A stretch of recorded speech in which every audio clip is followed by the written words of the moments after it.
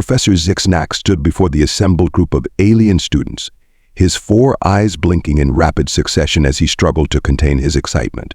Today was going to be a day to remember in the annals of the Galactic Federation's most prestigious xenobiology institution, the University of Cosmic Wonders and Oddities, UCWO. Esteemed colleagues and beloved students, Zixnax began, his voice a curious mix of chirps and whistles. Today we embark on an unprecedented experiment. For the first time in our illustrious history, we welcome students from a newly discovered death world, Earth. A collective gasp rippled through the audience, followed by nervous chittering and the rustle of various appendages. Deathworlders were the stuff of legend, creatures that survived, nay thrived, in environments that would spell certain doom for most sentient species in the galaxy. Now, Zixnax continued, waving his tentacles in a calming gesture. I know what you're thinking. Are we insane? Will they eat us? Do they breathe fire? The answer to all of these questions is probably not. Ha ha. The professor's laughter echoed through the hall, a sound not unlike a dying Slorbaxian swamp beast. A few polite chuckles followed, mostly from those who feared being eaten the least. But seriously, folks, Zixnax said, composing himself, this is a unique opportunity to study these fascinating creatures up close. And what better way to do so than by subjecting them to our most rigorous and deadly classroom scenarios? At that moment, the doors to the lecture hall swung open, and in walked 5 human students. They looked disappointingly normal. No visible fangs, no extra limbs, not even a hint of eye luminescence. The assembled aliens leaned forward in their seats, straining to catch a glimpse of these legendary Deathworlders. Welcome, Earthlings, Zixnax exclaimed, extending a tentacle in greeting. I trust your journey was survivable. The humans exchanged glances, clearly unsure whether to laugh or be offended. One of them, a young woman with fiery red hair, stepped forward. Yeah, it was fine, she said, her voice laced with sarcasm. The in-flight entertainment left a bit to be desired, though. I mean, Sklorbaxian mating rituals, the documentary isn't exactly Oscar material, you know? Zixnax blinked rapidly, his translator struggling to process the concept of Oscar material. He decided to press on. Excellent, excellent. Well then, let's not waste any more time.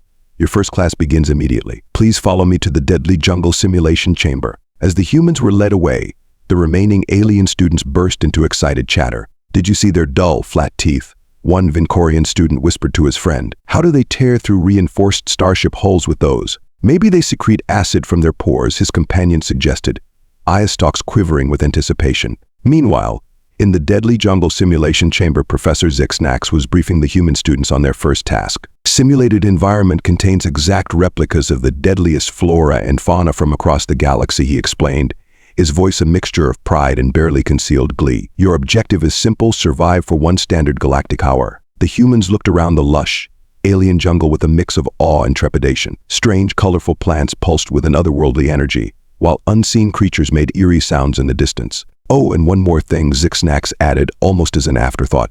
Try not to die too quickly. It's dreadfully boring for the observers if you don't put up a good fight. Begin. With that, the professor vanished, leaving the 5 humans alone in the hostile environment. Well, said Tom, a burly young man with a thick beard. I don't know about you guys, but this reminds me of that time I got lost in the Amazon during my gap year. Sarah, the redhead who had spoken earlier, rolled her eyes. Oh, please, Tom, we all know your gap year consisted of binge-watching nature documentaries in your parents' basement. Hey, I'll have you know that planet Earth is incredibly educational, Tom protested, his face reddening. Their banter was interrupted by a blood-curdling shriek from above. The group looked up to see a creature that could only be described as a cross between a pterodactyl and a Venus flytrap swooping down towards them. Scatter, yelled Lee, a wiry computer science major with lightning-fast reflexes. The humans dove in different directions as the creature's massive jaws snapped shut where they had been standing moments before. From the observation deck, Professor Zixnax and his colleagues watched in astonishment. Remarkable, exclaimed Professor Elp, her tentacles writhing with excitement. Their reaction times are off the charts. And did you see how they communicated without using telepathy or pheromones? Indeed, Zixnax mused, stroking his chin appendage thoughtfully. But surely they can't keep this up for long. The Toraxian plague beast is due to make an appearance any moment now. Back in the simulation, the humans had regrouped and were formulating a plan. Okay, listen up, said Maria, a no-nonsense ROTC cadet with close-cropped hair. We need to find shelter, water, and assess our surroundings. Standard survival protocol. Oh, sure, quipped Sarah. I'm sure there's a nice, cozy alien Motel 6 just around the corner.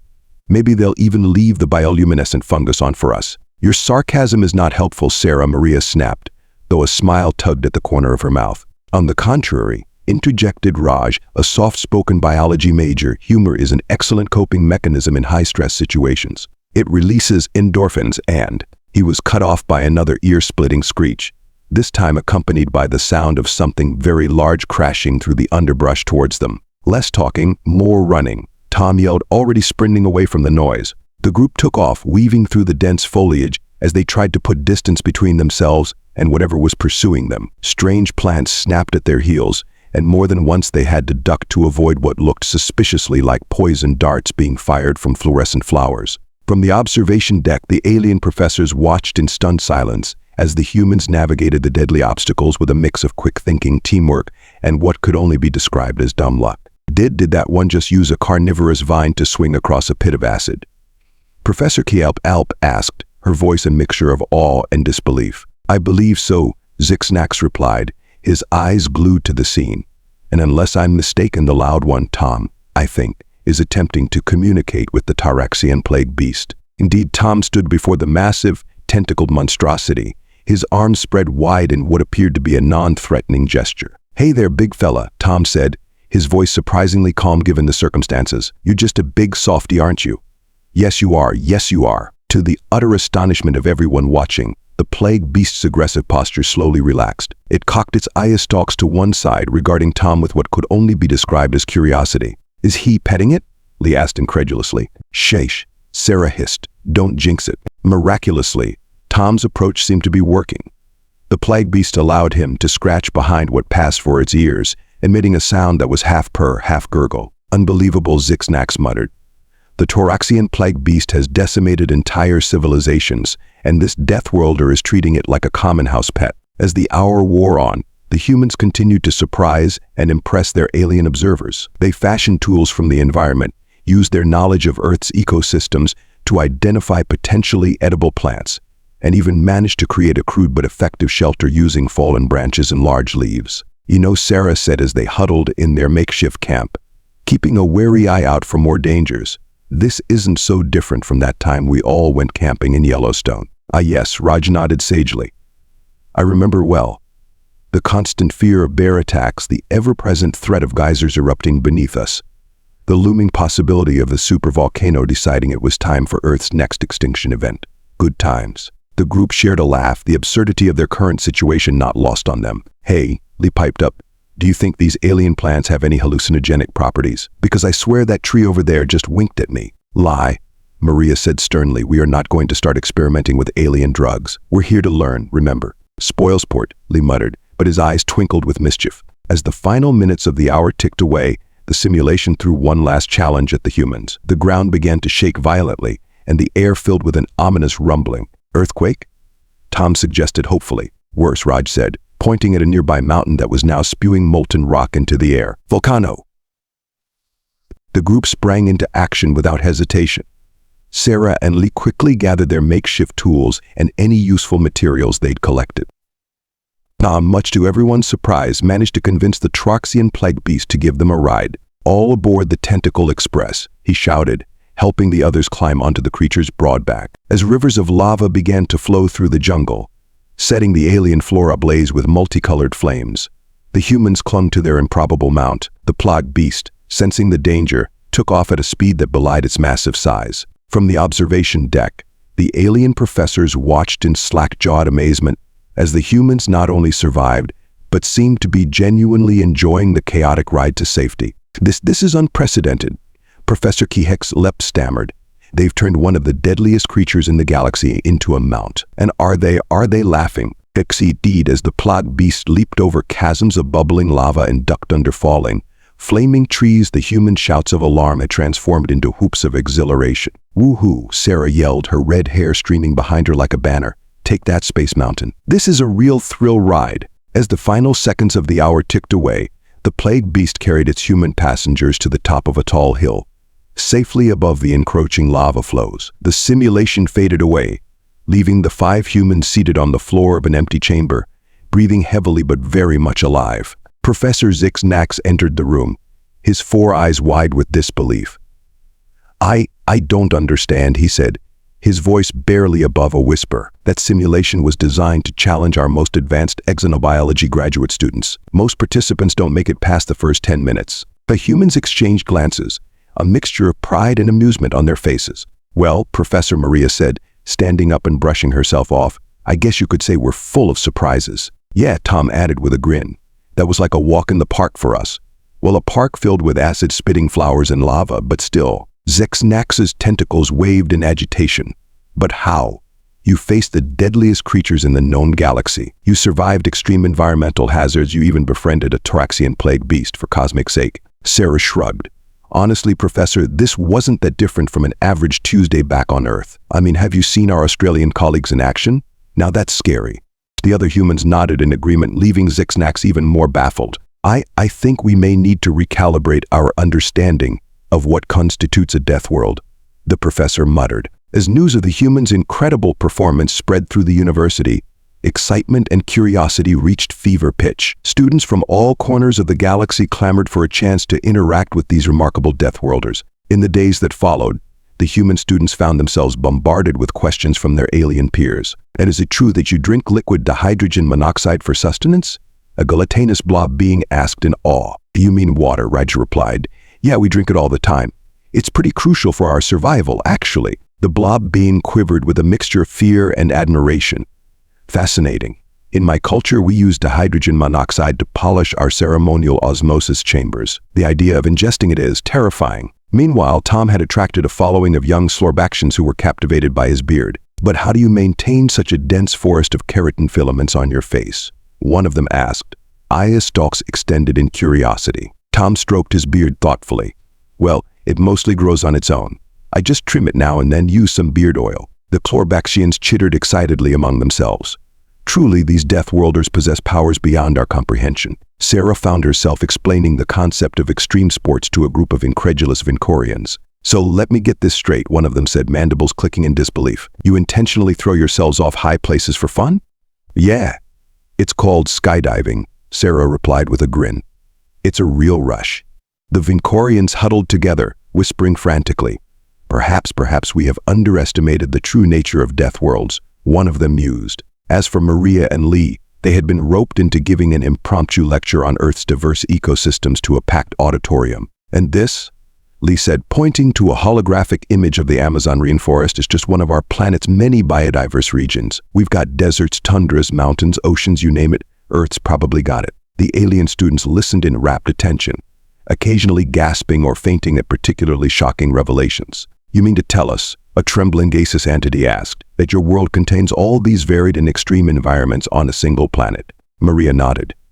Yep, and that's not even getting into our cities, which are kind of like artificial environments we've created. The auditorium erupted in a cacophony of excited chatter, tentacle waving and bioluminescent flashing. As the day drew to a close, Professor Zexnax called an emergency meeting of the UCWO faculty. Colleagues, he began, his voice solemn, I believe we may need to reassess our entire curriculum in light of today's events. Professor Quix-Elp nodded in agreement.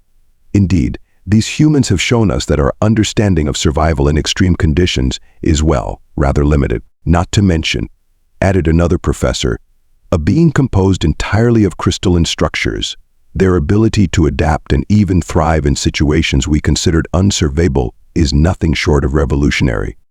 Zexnax's 4 eyes blinked in rapid succession, a sign of deep thought among his species. I propose we create an entirely new course of study. We shall call it Death World Dynamics, Lessons from Earth. The faculty murmured in agreement, their various appendages and sensory organs conveying a mixture of excitement and trepidation. But who will teach this course? Professor Quix-Elp asked. Surely none of us are qualified. A mischievous glint appeared in Zexnax's eyes. I believe, he said slowly, that we have 5 eminently qualified instructors already on campus. The realization dawned on his colleagues. A wave of bioluminescent flashes and pheromone releases signaling their collective epiphany. The humans? Professor Quix-Elp gasped, her tentacles curling in surprise. But they're just students. Students who survived our deadliest simulation with ease, Zexnax countered. I think it's time we acknowledge that in some areas, we have more to learn from them than they do from us. And so, in a move unprecedented in the history of the University of Cosmic Wonders and Oddities, 5 human exchange students found themselves promoted to the rank of honorary professors. The news spread across campus faster than a Zorgon space virus, causing equal parts excitement and consternation among the student body. Whispers of Deathworlders echoed through the crystalline halls, accompanied by a mix of awe and trepidation. On the day of their first lecture, Tom, Sarah, Maria, Raj, and Lee stood nervously before a packed auditorium. Beings of all shapes, sizes, and states of matter filled the seats, their collective gaze fixed on the 5 humans at the podium. "Well," Tom muttered under his breath, tugging at the collar of his new professor's robe, "this is something." "Just pretend they're all in their underwear," Sarah whispered back with a smirk. "That doesn't help when half of them don't wear clothes to begin with," Lee pointed out, eyeing a group of gelatinous students who were quite literally oozing with anticipation. Maria stepped forward, clearing her throat. The sound echoed through the auditorium, instantly silencing the murmuring crowd. "Greetings, fellow students of the cosmos," she began, her voice steady despite her nerves. "Welcome to Deathworld Dynamics, Lessons from Earth. I'm Professor Maria, and these are my colleagues, Professors Tom, Sarah, Raj, and Lee." A tentative round of applause rippled through the audience, punctuated by the occasional whistle, chirp, and electromagnetic pulse. "Now, I know what you're all thinking," Maria continued. "What can these squishy, non-bioluminescent beings possibly teach us about survival?" "Well, buckle up, buttercups, because you're in for one wild ride." And with that, Earth's first interstellar lecturers launched into their inaugural class. Over the next few hours, the 5 humans took turns sharing insights into life on their home planet. They covered everything from basic survival skills to the intricacies of Earth's varied ecosystems, peppered with personal anecdotes that lianised our alien audience, alternating between gasps of horror and fits of laughter. "And that's why you should never, ever feed the bears," Tom concluded, wrapping up a particularly harrowing tale from his Boy Scout days. A Trilaxian student raised a pseudopod. "Excuse me, Professor Tom, but what exactly is a bear?" "Excellent question." Tom beamed. "Raj, would you do the honors?" Raj stepped forward, activating a holographic display. The image of a grizzly bear materialized in the center of the room, eliciting a collective gasp from the audience. "This, my friends, is Ursus arctos horribilis, better known as the grizzly bear," Raj explained. "An apex predator native to North America, known for its strength, aggression, and remarkably poor temper." The holographic bear reared up on its hind legs, letting out a fearsome roar. Several students in the front row fainted on the spot. "Oh, come on," Sarah chided, rolling her eyes. "That's nothing. Wait until they hear about honey badgers." As the lecture continued, the humans found themselves fielding an increasingly bizarre array of questions from their captivated audience. Is it true that humans intentionally expose themselves to harmful ultraviolet radiation for aesthetic purposes? A photosynthetic arboreal being inquired, its leaves quivering with curiosity. "You mean tanning?" Lee chuckled. "Yes, some of us do. It's not the healthiest habit, but you know what they say, beauty is pain." The being's branches drooped in confusion. "But why not simply evolve natural UV resistance? Where's the fun in that?" Sarah quipped. Meanwhile, Maria was deep in discussion with a group of aquatic telepaths about the concept of extreme sports. "So let me get this straight," one of them bubbled. "You willingly hurl yourselves down frozen mountains with planks strapped to your feet." "Yep, that's skiing in a nutshell," Maria nodded. "But why?" Maria grinned. "For the thrill, of course. There's nothing quite like the rush of adrenaline you get from zooming down a mountain at breakneck speed." The telepaths conferred silently for a moment before one of them spoke again. "We have reached a consensus. Humans are, how do you say, batshit crazy?" "Can't argue with that," Maria laughed. As the lecture drew to a close, the 5 human professors stood before their audience once more, ready to deliver their closing remarks. "In conclusion," Raj said, his voice carrying a hint of emotion, "we hope this class has given you all a new perspective on what it means to be a Deathworlder." "Yeah," Tom chimed in. "We may not have acid blood or the ability to survive in a vacuum, or telepathy, or natural armor, or the power to manipulate fundamental forces of the universe with our minds," Sarah added with a smirk. "But what we lack in natural defenses," Lee continued, "we make up for in adaptability, creativity, and sheer stubborn determination." "And snacks," Tom interjected. "Don't forget snacks. Earth has the best snacks in the galaxy, hands down." Maria stepped forward, raising her hands for silence as the audience chuckled. "The point is," she said, her voice ringing with conviction, "being a Deathworlder isn't about being the strongest or the fastest or the most naturally gifted. It's about facing whatever challenges the universe throws at you," Raj added. "And not just surviving," Sarah continued, "but thriving," Lee finished. Tom grinned, spreading his arms wide.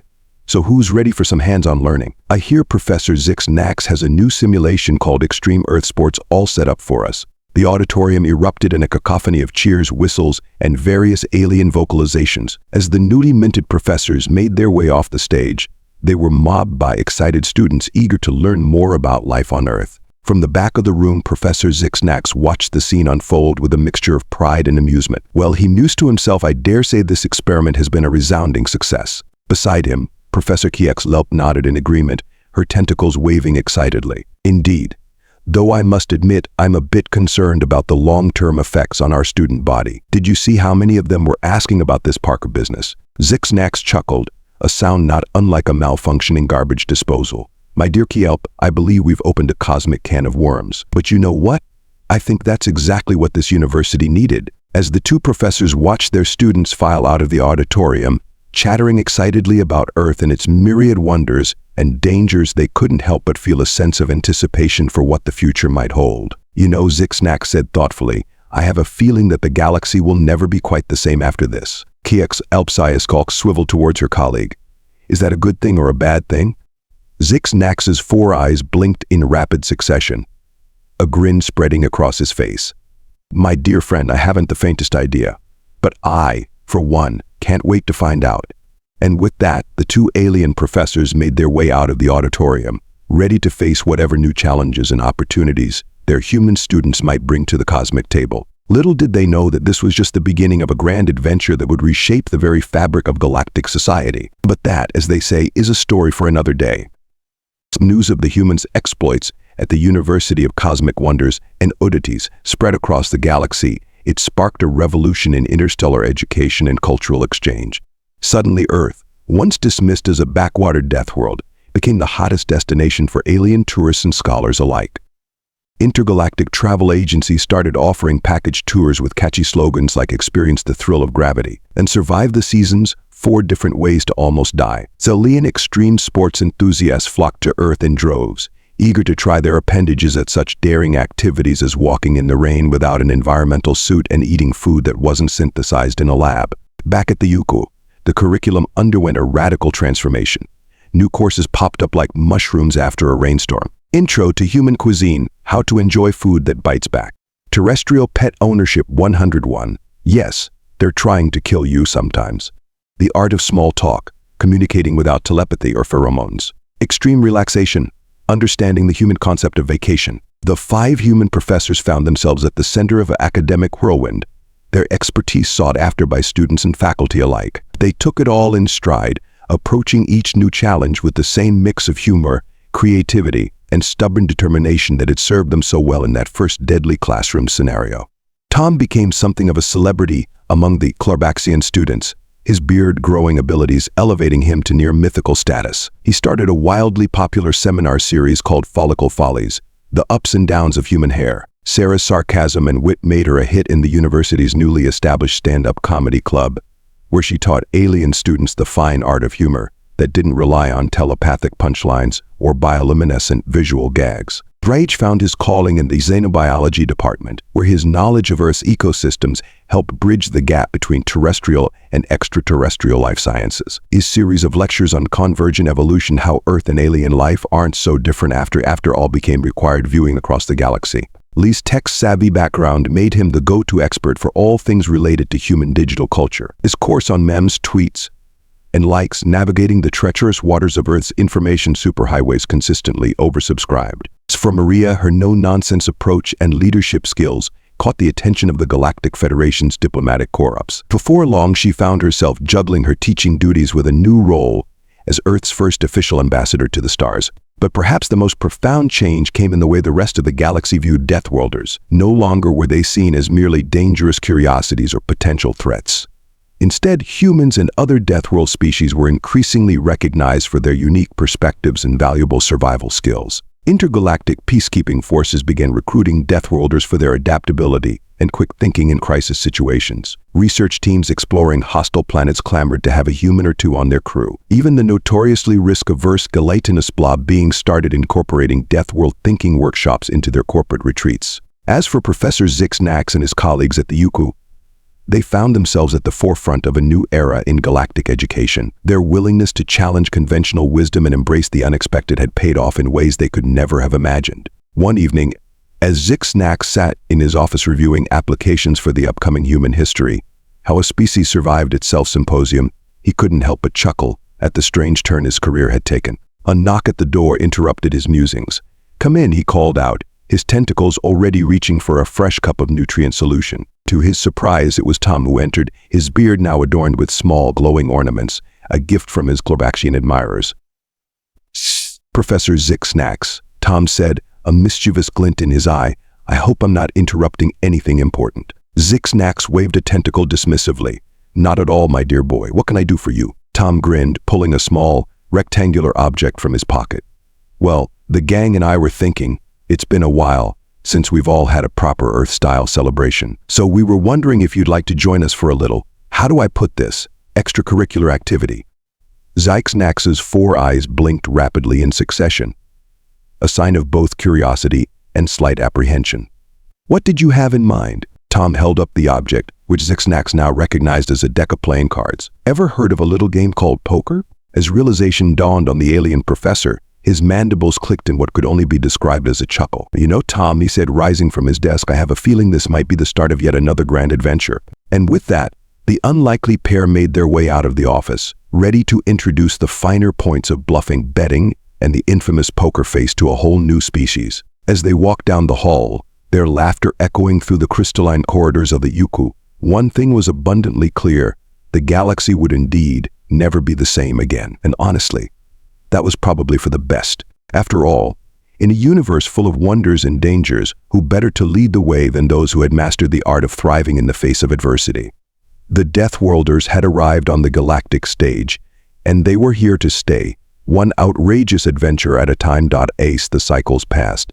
The impact of the human students turned professors rippled across the galaxy in ways no one could have predicted. An University of Cosmic Wonders and Oddities had become a beacon of interspecies cooperation and understanding, with Earth at the center of a new galactic renaissance. One fateful day, as the 5 humans gathered in their shared office, now affectionately dubbed the Deathworld Den by the student body, an urgent message arrived from the Galactic Federation Council. "You've got to be kidding me," Sarah muttered, her eyes scanning the holographic display. "They want us to do what now?" Tom leaned over her shoulder, his beard now braided with glowing Slorbaxian friendship threads. "No way, is this for real?" Maria nodded solemnly, her ambassador's badge glinting in the light.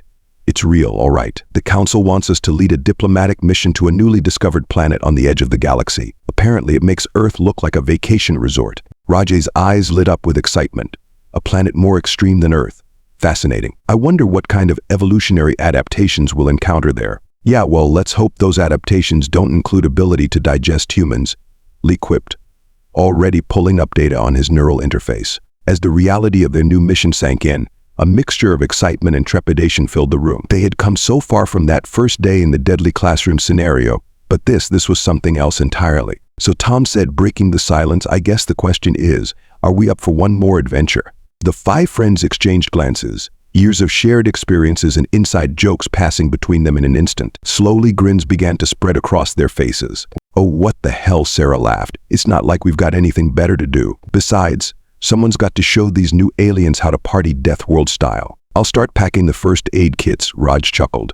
"Something tells me we're going to need them." "Don't forget the playing cards," Lee added with a wink. "I've got a feeling poker night is about to go intergalactic." Maria stood up, her posture radiating the quiet confidence that had made her such an effective ambassador. "All right, team. Let's show the galaxy what Deathworlders are really made of." Again, as they began preparations for their latest, greatest adventure, a knock at the door interrupted them. Professor Zixnax entered, his tentacles swaying with barely contained excitement. "Ah, I see you've received the Council's message," he said, his 4 eyes blinking rapidly. "I just wanted to say, well, good luck out there. And thank you." Tom raised an eyebrow. "Thank us? For what, Prof?" Zixnax's mandibles clicked in what the humans had come to recognize as a smile. "For teaching an old xenobiologist new tricks. For showing us that the universe is far more wonderful and strange than we ever imagined. But most of all, for reminding us that true strength comes not from natural defenses or advanced technology, but from here." He placed a tentacle over the area where a human's heart would be. The room fell silent for a moment, the weight of Zixnax's words sinking in. Then, without warning, Tom stepped forward and enveloped the alien professor in a bear hug. "Gah!" Zixnax exclaimed, his tentacles flailing in surprise. Is this another one of your deadly Earth customs? Nah, Tom grinned, releasing the flustered professor. That's just a good old-fashioned thank you, Deathworlder style. As laughter filled the room, the 5 humans realized that no matter what challenges lay ahead on this new deadly world, they were ready to face them. Together, they had already accomplished the impossible. They had changed the very fabric of galactic society, one outrageous adventure at a time. And so as they set off on their latest mission, the intrepid team of Deathworlders knew that whatever the universe had in store for them, they would face it with the same mix of humor, ingenuity, and sheer stubborn determination that had gotten them this far. After all, they were humans, the original Deathworlders, the species that had looked at a planet actively trying to kill them, and said, "You know what? This looks like a great place to start a civilization." They had survived ice ages, supervolcanoes, and their own follies. They had walked on their own moon, peered into the heart of atoms, and created music that could make even the most stoic, crystalline entity vibrate with emotion. As their ship prepared to depart, a crowd of students and faculty gathered to see them off. Cheers, whistles, and various alien vocalizations filled the air. Professor Zixnack stood at the forefront, his tentacles raised in a gesture of farewell and good luck. Inside the ship, Tom turned to his friends, a mischievous glint in his eye. "So who wants to bet on how long it'll take us to accidentally become gods to whatever species we find on this new death trap of a planet?" "Tom," Maria scolded, trying and failing to hide her smile. "What?" "It's a legitimate question. I've got 50 credits that say it happens within the first week." As the ship lifted off, carrying Earth's finest, or at least its most adventurous, to new horizons, the laughter of 5 unlikely heroes echoed through the cosmos. They were Deathworlders, they were explorers, they were diplomats, and above all, they were friends. And together they were ready to show the universe that sometimes the most dangerous thing in existence is a human with a plan and a really bad joke.